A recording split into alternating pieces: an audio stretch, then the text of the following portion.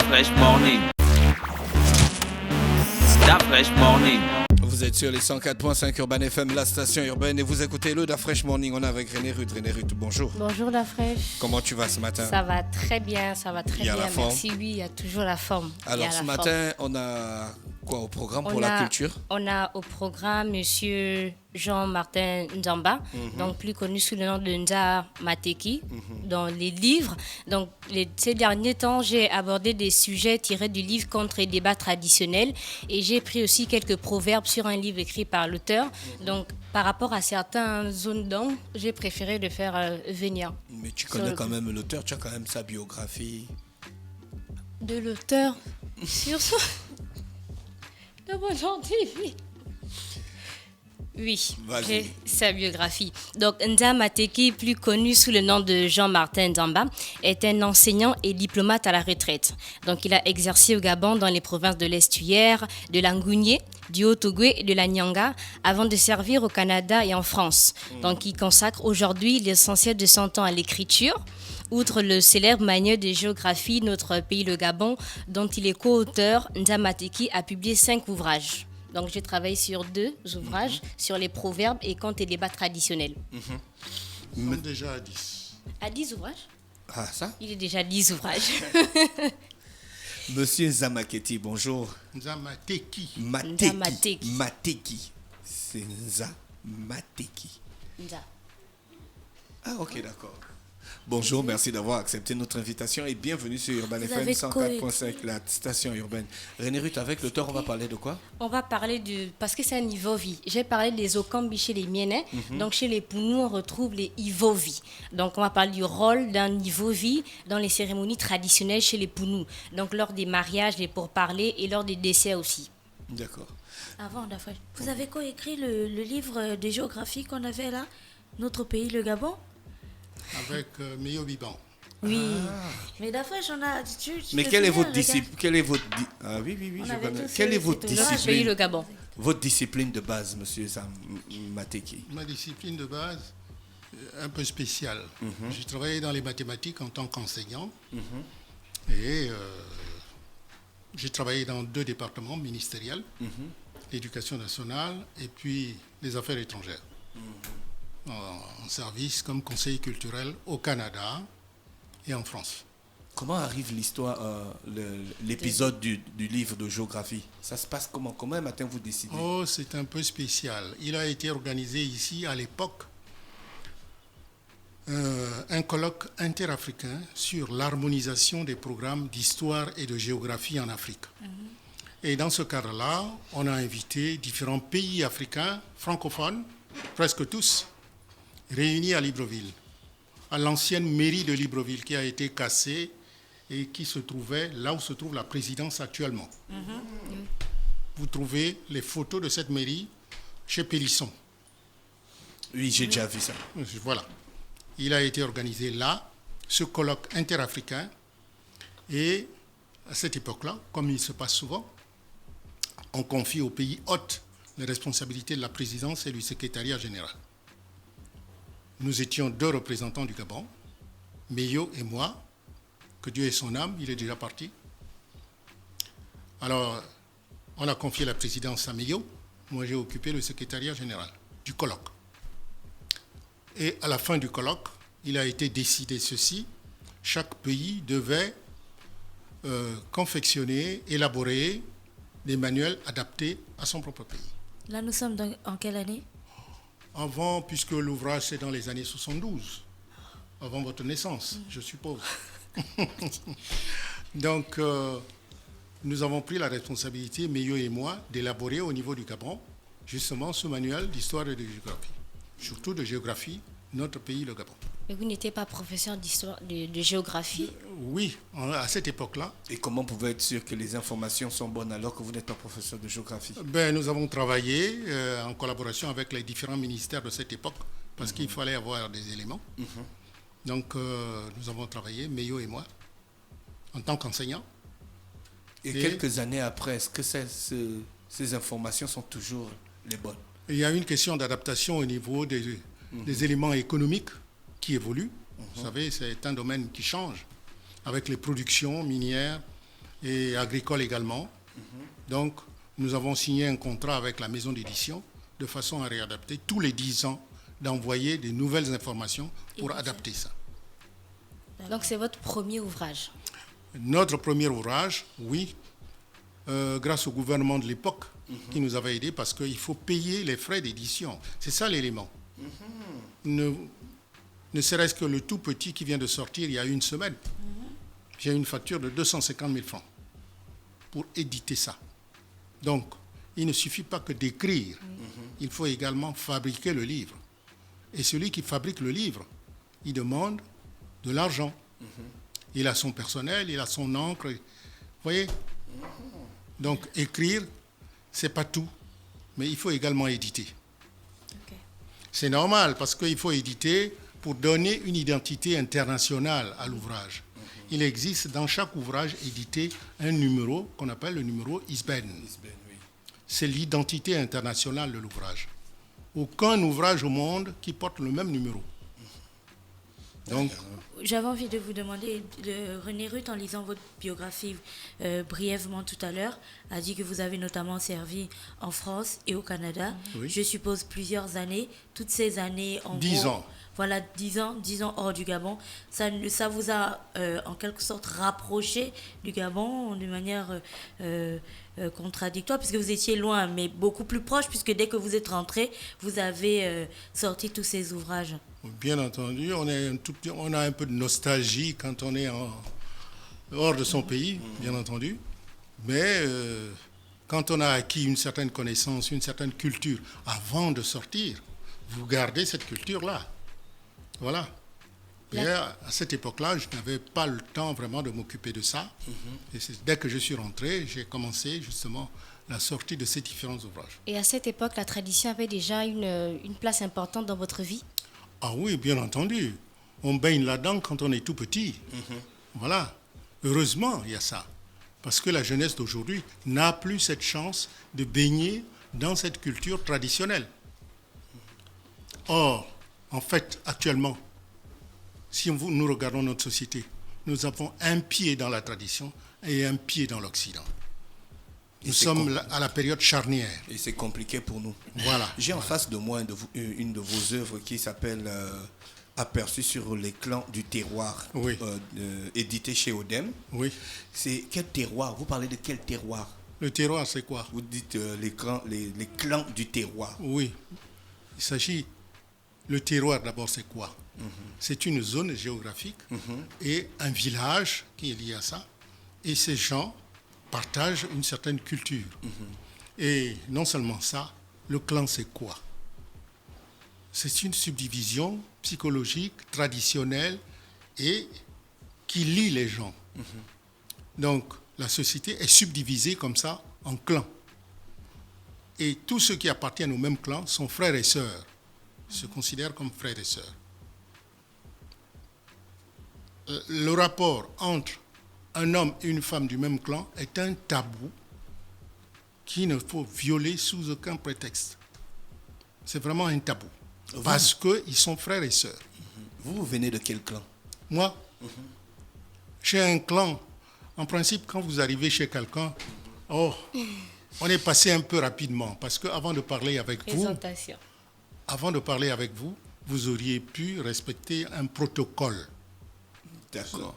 Là, on a violé. Parce que le protocole, pour parler, vous allez trouver un vieux dans un village. J'ai violé, Vous devez lui présenter 3 choses. Lesquels? Vous lui donnez une cola, vous lui donnez une feuille de tabac et vous lui donnez une bouteille de vin. Et pas n'importe quel vin, le vin récolté sur le palmier en haut. C'est par abus de langage qu'on appelle tout, chez nous on appelle malamou. Malamou, maintenant on appelle toutes les boissons malamou ici. C'est un abus de langage. Ce qui s'appelle malamou, c'est uniquement ce qu'on récolte en haut. Donc, vous ne m'avez pas donné ces 3 choses. Et voilà, je suis en train de parler avec vous. Hein? C'est une violation de la tradition. J'avais une question. On parle beaucoup de clans. Quand quelqu'un doit se présenter, qui doit présenter son clan, oui. Quel est son clan exactement? Parce qu'il a un père, il a une mère. Ils ont tous les deux des clans. Et puis ses parents aussi avaient leur père et leur mère. Au final, son clan à lui, c'est lequel? Non. Si vous regardez là-dedans, j'ai apporté cette précision. À savoir quoi? Quand vous arrivez dans un village, quand vous avez respecté le protocole dont je parlais tout à l'heure, à savoir les 3 éléments, d'accord. Après, le vieux qui est là, il vous fait ça. Ce n'est pas un signe kabbalistique, il vous fait ça. C'est-à-dire, il vous demande 4 éléments. Il vous demande le clan de votre père, le clan de votre mère, le clan du père de votre père, le clan du père de votre mère. Ce sont ces 4 éléments. Nous avons une expression qui traduit ça. Nous disons que le crapaud a 4 étangs. Vous ne présentez pas tout ce que vous avez dit là, vous présentez les 4 là. Ça définit votre identité. Voilà. Le crapaud a 4 étangs. On dit ça chez nous. Dans ma langue, on dit Lugoru Anmangman. C'est quelle langue? Le Pounou. D'accord. Mais vous êtes matrilinéaire, pourquoi on ne pas se présenter directement du côté de la mère? Oui, mais c'est une fausse identité, une fausse traduction de la chose. On est matrilinéaire, mais on est patrilinéaire. Parce que chez nous, c'est le père qui décide de tout. De l'attribution du nom. Et puis également, c'est lui également qui déclare que son enfant est décédé. À l'occasion du débat traditionnel. Lui seul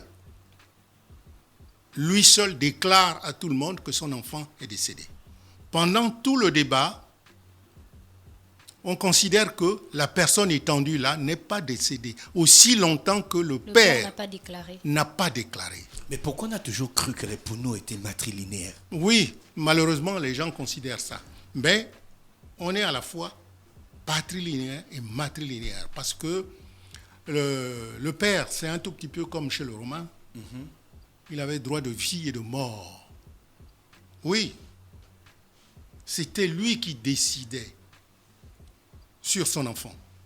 Et on est enfant de quelqu'un de la naissance jusqu'à la mort. Même si le père a disparu, les parents du père sont là, les gens du clan de son père sont là, donc le père est toujours là. Donc, on est enfant d'un clan, le clan du père, de la naissance jusqu'à la mort.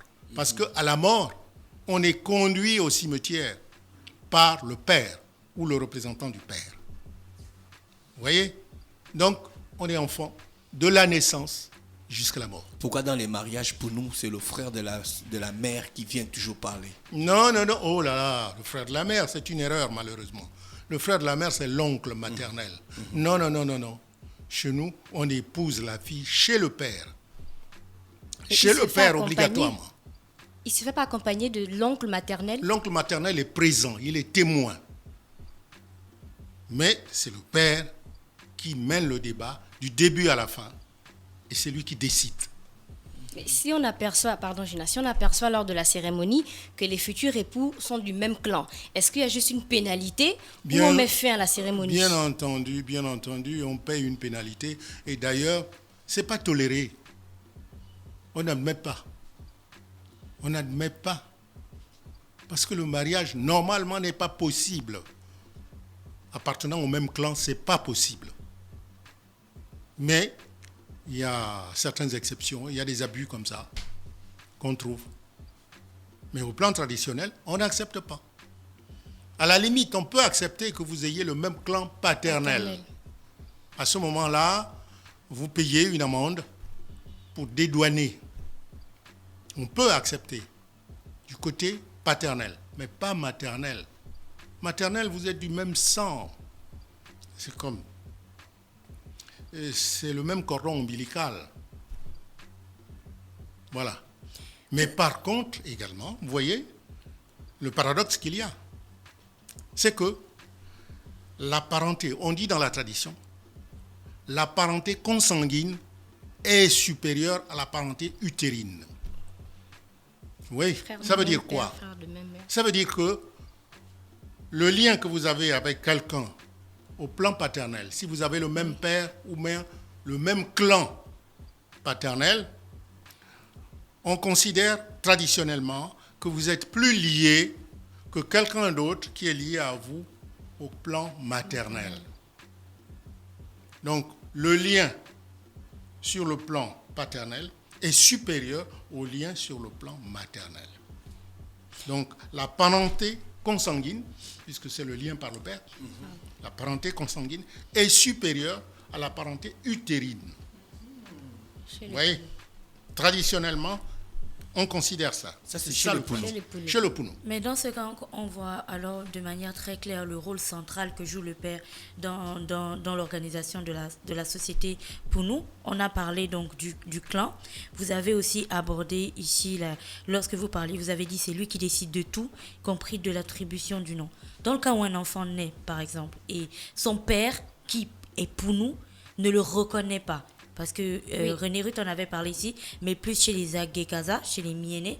Comment peut se passer la reconnaissance de cet enfant, peut-être 5, 10, 15 ans après? Oui, ça se passe parfois. Le père qui n'a pas reconnu son enfant à la naissance va trouver le côté maternel et à ce moment-là, il apporte quelques biens, un peu d'argent et tout ça. Et pour dire, écoutez... à la naissance, je n'ai pas eu le temps ou alors j'étais un peu fâché. Et tout. Écoutez, je reconnais mon enfant, ma fille. Et il est arrivé, je vais vous amuser là, il est arrivé même une fois, la fille arrivée au niveau du mariage, elle a déjà trouvé son fiancé, mais on dit au père, pour qu'il puisse assister, pour qu'il puisse participer, il faut nécessairement qu'il reconnaisse d'abord sa fille avant cela. Sinon, il n'a pas le droit d'assister au mariage. Oui, j'ai vu. Vous voyez? Donc, c'est important et le droit du père est important là-dedans. Et le mariage se passe toujours chez le père. Même s'il n'a pas reconnu l'enfant? Non, c'est quand il a reconnu l'enfant. Reconnu l'enfant. Quand l'enfant est à lui. Oui. À ce moment-là, il a ce droit. On va chez le père, on épouse la fille chez le père. Et d'ailleurs, même quand le garçon va se marier, parfois il est accompagné du père ou du parent du père, mais principalement par l'oncle maternel, parce que les mariages se font entre clans. C'est le clan maternel du fiancé qui est lié au clan maternel de la fiancée, avant que les papas n'interviennent. Donc, il faut d'abord régler cela, il faut vérifier, c'est pourquoi l'oncle est là présent, l'oncle maternel. C'est pour vérifier que le fiancé et la fiancée n'ont pas le même clan maternel. C'est pourquoi nécessairement il doit être présent ou alors être représenté. L'oncle maternel est là, mais celui qui mène les opérations, c'est le père, parce que c'est lui qui marie sa fille. Ce n'est pas l'oncle maternel. Monsieur Mateki, pourquoi c'est pas écrit tout ça? Pourquoi il n'y a pas un livre au Gabon où on peut comprendre tout ça? Ah, où on peut prendre tout ça. Pourquoi c'est pas écrit? Nous avons plusieurs ethnies, et dans chaque ethnie, il y a plusieurs clans. Et il ne faut pas oublier une chose, c'est que nous, Africains, nous, Gabonais, nous sommes au départ une civilisation de l'oralité. Oui, mais... L'Occident est une civilisation de l'écriture. Oui, mais on comprend maintenant, on est en 2019 là. Oui. On a des conflits, entre les différentes versions. Même dans votre livre, j'étais en train de regarder tout de suite. Oui. Il y a 2 versions sur le clan Mabunda, je pense. Vous avez une version de Madame Divungi, un formateur Divungi Micheline, et une autre deuxième version dans votre livre. Vous voyez déjà que c'est un problème. Non, il y a ces différentes versions au niveau de la naissance du clan. Voilà. Oui. Donc, mais au niveau des règles du clan restent les mêmes.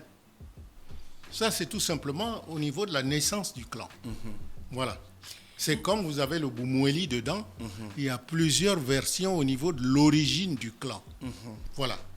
Et j'ai fait exprès pour sortir toutes les versions parce qu'il y a des gens qui ont différentes versions. Donc il y a des contradictions. Non, il n'y a pas de contradiction. Pour que les gens se retrouvent dedans. pour que les gens se retrouvent dedans. Il y a combien de clans chez les Pounous? En principe, on parle de 9 clans, 9 clans. principaux. 9 clans principaux. D'ailleurs, Mac Joss a parlé de ça, d'autres ont parlé de ça. 9 clans principaux. Et il y a des sous-clans et beaucoup de subdivisions. Donc, on ne peut pas parler de responsable principal ou bien de clan vassaux, non. Tous les clans se valent et vous ne pouvez pas violer la règle parce que il y a un qui appartient au clan principal et puis l'autre qui appartient au clan secondaire. Donc, tous les clans se valent. Donc, si vous êtes du même clan, vous ne pouvez pas vous marier. Comme je disais tout à l'heure. J'ai lu que les Pounous avaient des devises, donc des devises claniques et des devises Oui, personnelles. oui. Les devises claniques, il y en a 9 en rapport avec le nombre de clans. Maintenant, à quel moment vous transmettez encore cette devise à vos enfants, étant donné qu'il n'y a plus de feu de bois, par exemple, et puis les familles sont de plus en plus dispersées? Est-ce que vous vivez dans les villages aujourd'hui? Ah, c'est qu'au village, on parle de ceux qui sont peut-être en ville aussi. Donc ceux qui sont en ville... Vous êtes ici en ville. Et quand vous êtes en ville, parfois, nous n'avons même pas parlé de ça. Il y a un élément de base, un élément de transmission de la culture. C'est Oui. quoi? C'est la langue. Il faut posséder la langue pour la transmission de la culture. Or, dans les villes ici, beaucoup de jeunes, et même les jeunes, personnellement, ils ont comme honte d'apprendre leur langue. Or, c'est par le biais de la langue qu'ils peuvent acquérir la connaissance traditionnelle. Si vous ne possédez pas la langue, vous ne pouvez pas l'acquérir. Monsieur C'est la Samateki, question que j'avais envie de vous ce poser. sont les Parce jeunes que qui vous sont avez nés avec abordé la tout honte. à l'heure. Les jeunes là ne sont pas nés avec la honte là. On leur a sûrement transmis ça. Non. C'est le désir. On se tourne vers l'Occident. On se tourne vers l'extérieur. C'est le contexte social. Et malheureusement, quand on explique ça aux jeunes, oh oui, ça, ce sont des choses dépassées, nous n'avons plus besoin de ça. Or, je reçois actuellement, de temps en temps, chez moi, c'est pourquoi j'ai parlé de ça, des profs d'université qui viennent travailler chez moi, des étudiants qui viennent travailler chez moi. Et ces étudiants, malheureusement, au niveau de leur langue, ils connaissent à peine quelques mots. Vous voyez, c'est un peu gênant. C'est un peu gênant. Il faut au départ s'imposer cette discipline d'apprendre la langue de sa famille. Moi, comment j'ai appris? C'est au milieu de mes parents. Mais si vous ne possédez pas la langue, vous ne pouvez pas acquérir la connaissance traditionnelle. Non. Oui, China. C'est un préalable. C'est Oui, un préalable mais important.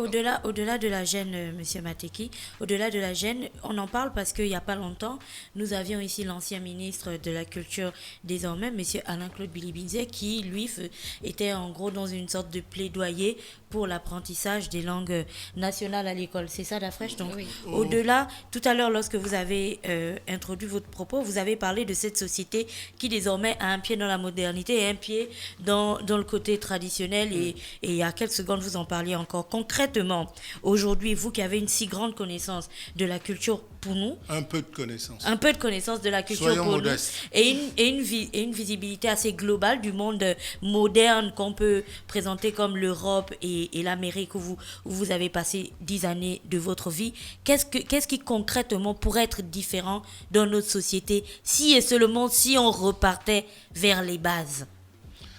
Il y a d'abord Des exemples. Il y a d'abord une chose. Je disais tout à l'heure qu'on avait un pied dans la tradition, un pied dans l'Occident. Notre société actuelle, notamment ici en ville, nous avons besoin de tradition à la naissance, parfois, lors des initiations traditionnelles, et puis lors du décès. Parce que chez le Pounou, nécessairement, vous allez passer par la tradition. Parce que chez le Pounou, qui dit décès, dit débat. Qui dit décès, dit débat. C'est-à-dire, chaque fois qu'il y a un décès, c'est suivi, c'est accompagné du débat traditionnel. Et au débat traditionnel, vous aurez besoin des agents qui vont intervenir, et notamment des orateurs traditionnels qu'on appelle chez nous Ivovi ou bien Okambi. Okambi et tout ça. Et là, l'orateur traditionnel a besoin d'outils. Quels sont ces outils traditionnels? Les proverbes. Le proverbe est un instrument traditionnel. Le chant est un instrument traditionnel. Notamment, les formules instrumentales, et notamment, ce sont des instruments formulaires, comme on appelle dans la littérature africaine, à l'UOB. Voilà. Ce sont des instruments formulaires, et ces instruments-là sont importants pour mener le débat traditionnel. Donc, l'orateur, nécessairement, doit posséder ces différents outils, parce que ces outils l'aident à travailler, à mener son débat. Vous avez coupé? Non? Ah non. Donc, comme je disais, nous avons un pied dans la tradition, un pied dans l'Occident. C'est-à-dire que de temps en temps, nous faisons appel à la tradition d'une manière circonstancielle, occasionnelle. Et c'est justement à ces occasions, parce qu'il y a une différence entre notre société et puis la société occidentale. Parce que la société traditionnelle est basée sur un enseignement occasionnel. La société occidentale est basée sur un enseignement systématique. On met des gens dans une salle de classe avec un enseignant qui dispense. Mais nous, c'est occasionnel. C'est à l'occasion du décès, les gens qui sont là suivent les échanges et apprennent certaines choses. C'est à l'occasion des rites traditionnels qu'on apprend comment on fait ceci, on fait cela, on fait cela. C'est à l'occasion de la naissance qu'on apprend que lors de la naissance, on fait ceci sur le plan traditionnel. Tout est occasionnel. Ce n'est pas systématique. Alors que du côté de l'Occident, c'est de l'enseignement systématique, bien que de temps en temps, dans les différentes matières, on fait de l'enseignement occasionnel. J'entends ceci, puisque c'est mon métier. Quand vous enseignez des mathématiques, vous parlez en français. Vous exigez de vos étudiants, de vos élèves, qu'ils s'expriment correctement. Donc, vous faites du français au cours des mathématiques. Donc, vous faites de l'enseignement occasionnel du français pendant le cours de mathématiques. Il n'y a que cet aspect, voilà, il n'y a que cet aspect du système occasionnel dans l'enseignement occidental. Pourquoi? Alors que dans l'enseignement traditionnel, c'est toujours occasionnel. Aujourd'hui, vous donnez les moyens aux gens de comprendre la langue Pounou avec votre petit lexique Pounou. Vavna Vana.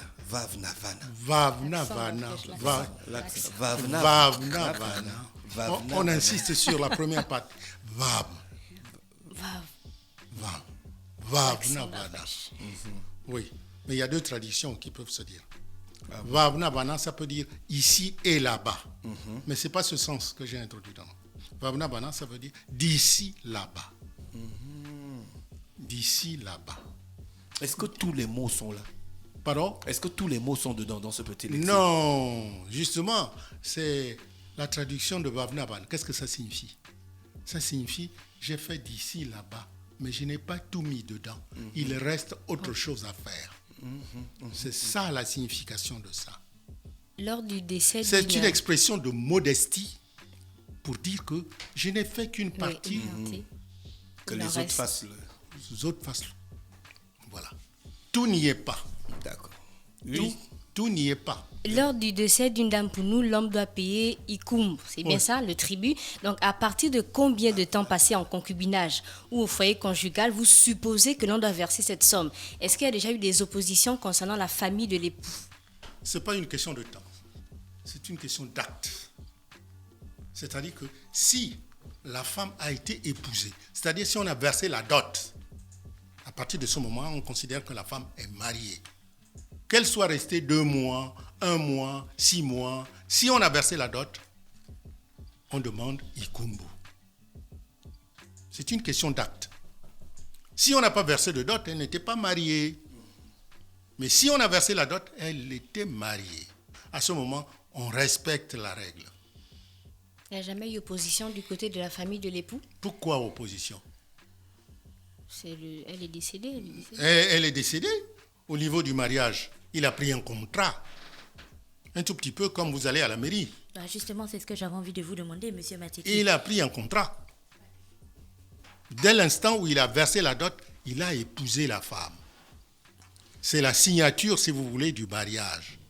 C'est vraiment la signature. À partir de ce moment, on considère qu'ils sont mariés. Qu'ils aillent après à la mairie et autres, on ne veut rien savoir. Au plan traditionnel, ils sont déjà mariés. Et si C'est quand ils vont à la mairie, c'est votre affaire de l'Occident. Et si c'est l'homme qui décède? Ah, si c'est l'homme qui décède, bien entendu, il y a un élément que la femme doit verser qu'on appelle irimba. Irimba. Il verse ça. Et même à la fin, en 2 temps, au moment du décès, elle verse irimba. Et après, c'est-à-dire au moment du retrait de deuil, s'il y a eu port de deuil, au moment du retrait de deuil, elle verse encore quelque chose. C'est la famille qui apporte quelque chose. C'est des biens, des poulets, des moutons, enfin, on appelle ça difunda. Difunda. Vous voyez, en 2 temps. On a fait le tour de ta question aujourd'hui. Excuse-moi. Vous êtes Ivovi. Ouais. Est-ce que l'Ivovi a encore la même valeur, surtout que les familles sont de plus en plus restreintes? On peut avoir un problème et ne pas faire appel à l'Ivovi. Est-ce que vous pensez que vous avez encore la même valeur qu'autrefois? La même valeur, la même prestance. Oui, ça dépend des personnes. Parce que le respect de la tradition, ça dépend des individus. Ivovi, quand on a besoin de lui, il pose ses conditions, bien entendu. C'est un tout petit peu comme vous faites venir un conférencier, vous payez son billet, vous le logez, il est véhiculé, pendant tout son séjour, il est pris en compte jusqu'à son départ. D'accord. Mais au plan traditionnel, vous n'allez pas payer tout ça. Mais quand même, vous prévoyez quelque chose. Oui. Et moi, j'exige ça, je vous le dis. Quand on vient me chercher, les gens connaissent des conditions. Je dis, bon, de toute façon, on appelle ça caresser le dos. Caresser le dos. Et je ne peux pas venir. Et il faut caresser le dos de celui qui va parler. C'est comme un avocat. Et Ivovi, c'est comme un avocat. Il vient défendre la cause d'un clan. Il défend la cause d'une famille, la cause d'un individu. Et l'avocat, qu'est-ce que vous faites? Vous payez des honoraires. Tout à fait. Ah, voilà. Donc vous pouvez Alors, être Ivovi pour n'importe qui du moment qu'il soit pour nous. Oui, D'accord. bien entendu. C'est ça. Il faut caresser le dos. Et caresser le dos, c'est lui donner ses honoraires. C'est ça. Merci. C'est sur ces mots et ces honoraires de M. Zamateki qu'au René Ruth, on va s'arrêter aujourd'hui. Oui. On te remercie d'avoir fait déplacer M. Zamateki. Je sais que c'était pas facile. Oui. C'est compliqué. Aujourd'hui, les anciens ne veulent pas s'exprimer. Mais ils se reprochent que les jeunes ne comprennent pas ce qui se passe. Oui. Merci encore beaucoup d'avoir fait cet effort. C'est un réel plaisir pour nous à Urban FM et un honneur de vous avoir reçu dans notre émission pour donner un peu plus d'enseignement à ces jeunes qui nous écoutent chaque matin de 7h à 10h dans le Da Fresh Morning. René Ruth et l'horoscope des auditeurs. Da Fresh Morning.